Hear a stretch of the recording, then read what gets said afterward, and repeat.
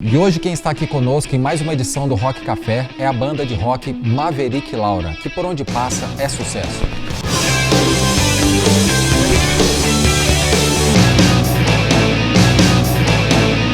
E aí, beleza? Mais uma edição do Rock Café, esse programa muito legal que a gente faz com grandes músicos e que nos dá muito prazer. E hoje estamos trazendo uma banda inteira, quase inteira. Tá faltando um dos membros, que é o baixista, que é a banda Maverick Laura. O Vandinho, o Tadeu, o Thiago e o William. Eles formam a banda Maverick Laura, que um dia foi a banda Éden. E aí eu quero começar exatamente por esse pedaço. Como foi o início da banda Éden? Primeiramente, boa noite, né? Falar um pouco do início, né, Rodrigo? A gente já se conhecia há algum tempo, né? Se conheceu na igreja, na verdade, também, né? A gente tinha uma vontade de estar ajudando, né? O projeto social da igreja e tal. A gente montou esse projeto, né? Para começar a tocar em missas, tocar em eventos de grupo de jovens. E a gente deu o nome de Éden. Né, que na verdade era uma abreviação de Espírito de Deus em nós. A gente gostava muito de rock, né, cara? E com o tempo a gente começou a amadurecer e começou a pensar em outros ares, né? E a gente pensou, depois disso a gente precisa ter um projeto que a gente traga uma remuneração para a banda também, né? Para comprar instrumento, né? E nisso a gente fez essa transição da fase do Éden para Maverick. Não abandonar, né? Mas ter essa separação da banda do Éden para Maverick Laura.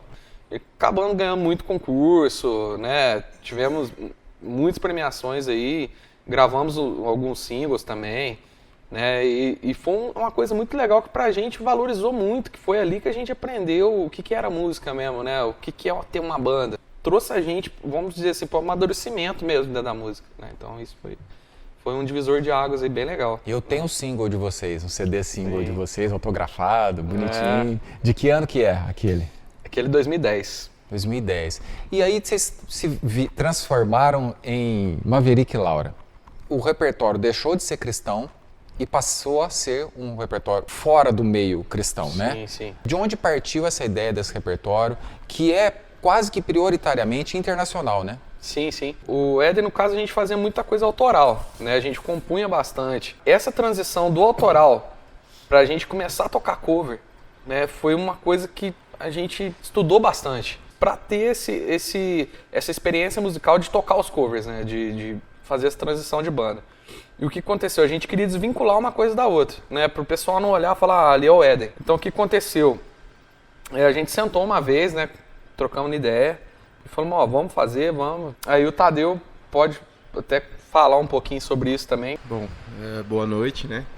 Obrigado, Rodrigo, pelo convite de estar aqui. Imagina. Obrigado, Tércio. A ideia inicial do repertório era a gente tocar os sons que nós gostávamos, né, Andy? Uhum. Então, as influências, principalmente ali o rock dos anos 80, dos anos 90, que, querendo ou não, faziam parte da nossa, da influência ali no início, né, quando a gente, a primeira vez que a gente ganhou os instrumentos, enfim. Então, a ideia do repertório era somar isso com algo que agradasse o pessoal que estivesse ali no bar, num evento, ou num encontro de motociclista, por exemplo. Então, a ideia do repertório foi isso daí. E a questão do nome, né?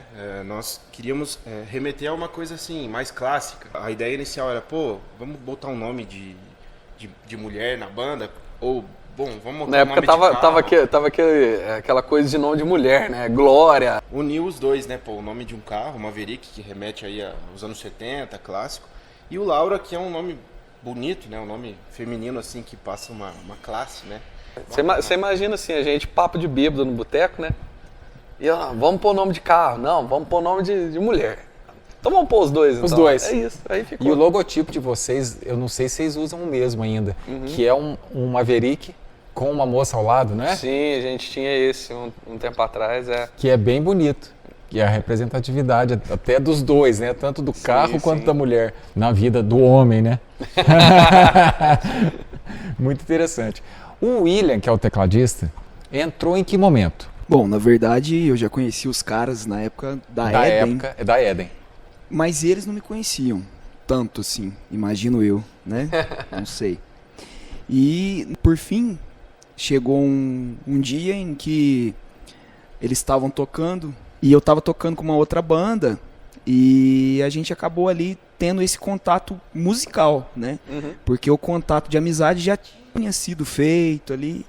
Por fim, essa amizade só foi crescendo, né? Isso contou muito também. Eu acho que, em primeiro lugar, antes da parte profissional, da parte musical, o que contou foi a amizade que a gente foi criando, né? Então, só aconteceram coisas legais, né, nesse período todo aí. E o William faz parte, não, o William não, todos esses meninos aqui fazem parte de uma geração de músicos que foi surgindo e que foi crescendo pra caramba, tocando pop, tocando rock, tocando música cristã. E eu vejo assim, vocês são uma das principais bandas da cidade, da geração de vocês, se não a principal banda. E além de vocês, existem, claro, outras bandas, não só de pop rock, mas bandas de samba, duplas sertanejas, que surgiram nessa geração de vocês com uma maior facilidade de compra de instrumentos. Como que começou essa história dos instrumentos? Vocês já começaram com o instrumento o bom ou vocês foram crescendo? Então, a parte de instrumento, cara, o que eu trouxe do meu canto pro instrumento é a questão de timbre, né? De você ter uma sonoridade legal. No começo, a gente, né? Eles podem falar também melhor que eu, que são instrumentistas, né? Mas a gente tinha alguns instrumentos bem precários, né?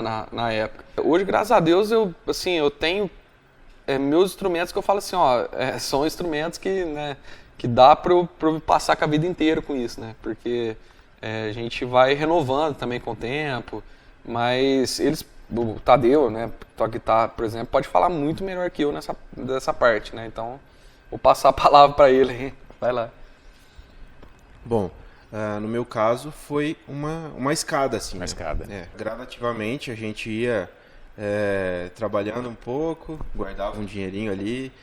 Principalmente o guitarrista, ele nunca está satisfeito com os equipamentos que ele tem, né? Então, eu tinha um amp X, mas eu escutava o som de um amp Y, eu quero aquele amp Y, né? Então, batalhava para conseguir aquele amp Y, né? Da mesma forma, uma sonoridade de um pedal. E assim até hoje, né? Hoje também considero que tem um equipamento que me atende, né? Porque é necessário que a gente faz hoje em dia, mas está em constante troca, né? O Thiago mesmo, a bateria dele é guerreira, cara. É guerreira. Mas alguns pratos você já trocou. Não, sim.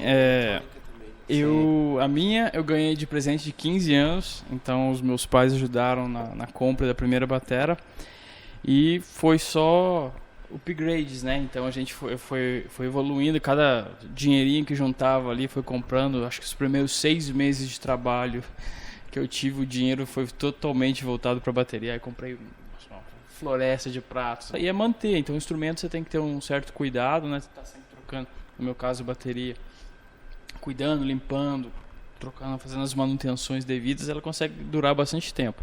E sim, depois nosso pedal duplo, bateria eletrônica, muita coisa.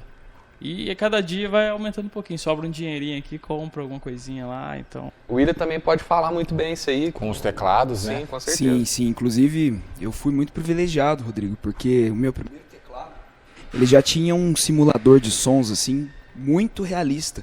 Porque você apertava a vaquinha, fazia o barulho.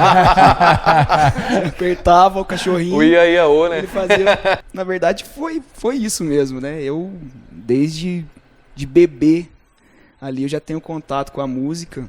E com mais ou menos uns 5 anos de idade, ganhei um tecladinho. Desde aquela época, já tinha esse rumo, assim, de falar, olha, eu vou ser músico, né? Aí foi evoluindo, né? Fui comprando outros teclados de acordo com as possibilidades. Graças a Deus, muitas pessoas no meio musical foram me conhecendo e eu acredito que de acordo com a demanda, de acordo com o que você vai precisando, você precisa ir também evoluindo. Né? Então, às vezes, tinha algum convite de alguma banda e eu falava, poxa, mas aí o meu equipamento, será que vai oferecer aquilo que precisa? E foi, né? Ô William, tem um detalhe sobre esses meninos que eu queria que você começasse falando daí vindo para cá, que é um recado para os pais, que vocês, eu acho, todos tiveram uma certa força dos pais. Se não força, também não teve impedimento para mexer com música, né? Pode começar você O falando. meu pai, ele me influenciou muito, né, nesse sentido, principalmente do rock and roll, né? Eu, quando criança, eu lembro que eu ganhei um CD, uma coletânea ali, não sei se você já chegou a ver aquele CD que chamava Alternativo 2000. Aí você ia lá, tinha desde Creedence, que era mais clássico, até Guns, né, Europe, que é... E assim, eu sempre fui muito influenciado, tive sempre esse apoio, né? Inclusive, às vezes eu tocava, meu pai e minha mãe iam acompanhar, né? Iam nos pubs ali, nos bares e tudo, curtiam bastante. Então, nesse sentido, sempre foi muito legal, né? Também da minha parte da família, a gente sempre teve total apoio. Então, desde o primeiro instrumento, foi um presente, né? E cederam espaço pra gente aprender, pra gente ensaiar. Sempre foram muito pacientes e sempre deram total suporte pra gente aprender e desenvolver. E até hoje, eles sempre acompanham quando podem, então... E gostam, né? No fundo, eles gostam do que a gente faz hoje. Sim. Bom, a nossa influência é comum, né? Nesse sentido. E só trazendo uma situação legal no meu caso, né? O meu primeiro violão, ele foi comprado pelo meu pai na década de 80. Meu pai comprou, mas nunca tocou. E daí esse violão ficou guardado durante bastante tempo. E aí eu acabei manifestando um interesse, né? O violão estava ali em casa Herdou. e tal. Herdei esse violão, né? A minha primeira guitarra também, lembro que foi um presente de aniversário. Então, assim, foi aquele pontapé inicial, né? Digamos assim, que nossos pais deram, né? Além do que a influência musical também, né? Eles ouviam bastante rádio. Então eu lembro, né? Grande parte do que tocava na rádio era o que a gente aprendia a cantar, o que a gente gostava, né? Minha mãe, pô, ela gostava, ela adorava a coletânea do Love Metal, né? Eu lembro que, pô, ela viu o comercial na Som Livre, né? E daí a gente comprou pelo telefone, discava na Som Livre, cara, que coisa, né? Até esse Daí tempo chegou- atrás tinha o Love daí- Metal lá na É tua uma casa, né? coletânea famosíssima. Daí chegou os 3 Love Metals e o Classic Metal. E aquilo ali, cara, Sensacional. foi assim, uma coisa... Pô, aquilo eu gosto de tanto CD. E aí, assim, aquilo abriu as portas para conhecer as bandas que estavam ali naquela coletânea, né? Então foi algo que marcou o início da nossa adolescência, assim. Assim, da minha família, minha mãe me ajudou muito, cara, muito mesmo. Na época do Éden, eu acho que eu não cheguei a compartilhar isso com ninguém, mas quando a gente fazia alguns projetos precisar de patrocínio, ela, quantas vezes saiu com propósito de patrocínio debaixo do braço pra conseguir, sabe? Tipo, e o meu primeiro instrumento, eu ganhei, meu violão, eu tinha uns 15 anos também.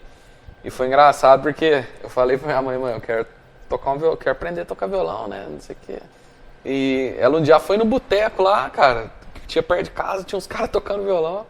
Chegou com 50 conto, ela falou, vende esse violão pra mim. Ó, E comprou o violão do cara e levou, né?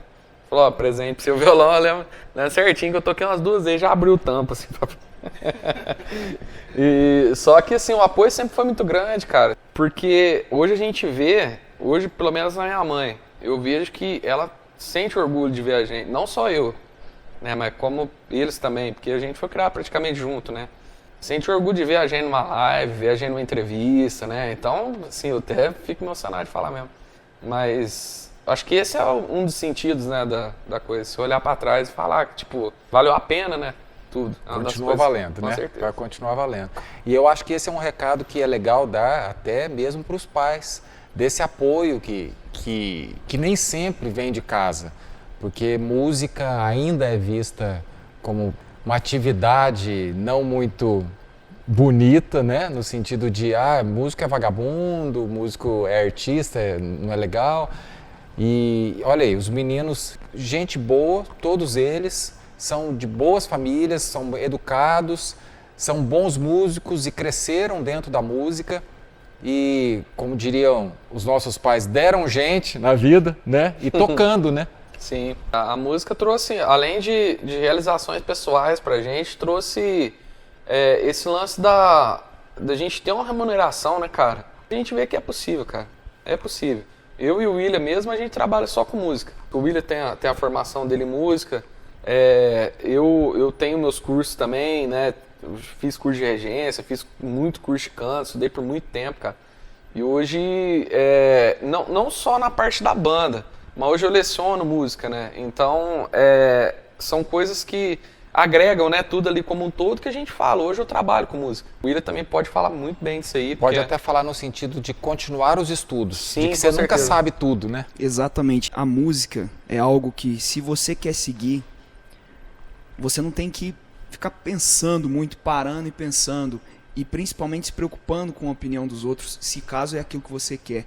Simplesmente segue, sabe? É uma estrada que tem os seus obstáculos, que muitas vezes são grandes, mas eu acredito que se esse é o teu dom, é a tua vontade, você tem que seguir em frente. Muito legal. Eu queria que vocês dessem um recado final sobre o futuro da Maverick Laura. O que vocês têm preparado daqui para frente?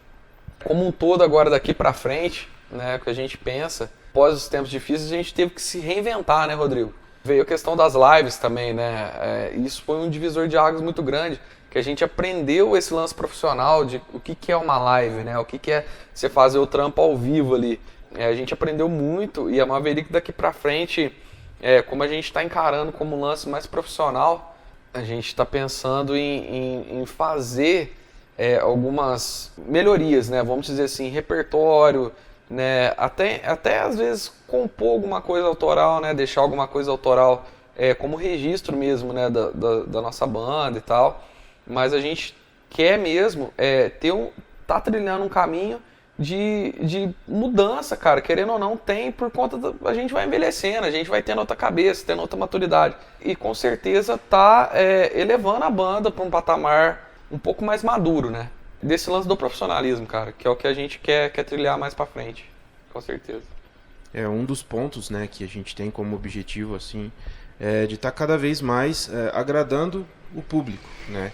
Então, fazendo um estudo de repertório, renovando o repertório, trazendo até coisas mais modernas, assim, na medida do possível, até porque a gente é bem retrô, mas não deixando de lado, né, os quarentões, os cinquentões ali que sempre pedem ali pra gente tocar Os anos retrôs. 80, anos 90, enfim.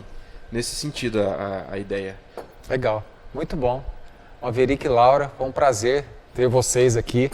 Vocês quatro, Vande, Tadeu, Thiago, William. Manda um abraço pro Rafael Magalhães. Obrigado, vida longa, Maverick Laura. Obrigado.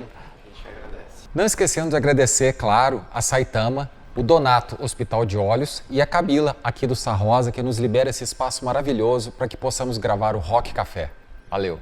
Fala, Tigrada! Se vocês gostaram desse vídeo, Dê um like no vídeo. Se inscreva no canal E ative o sininho.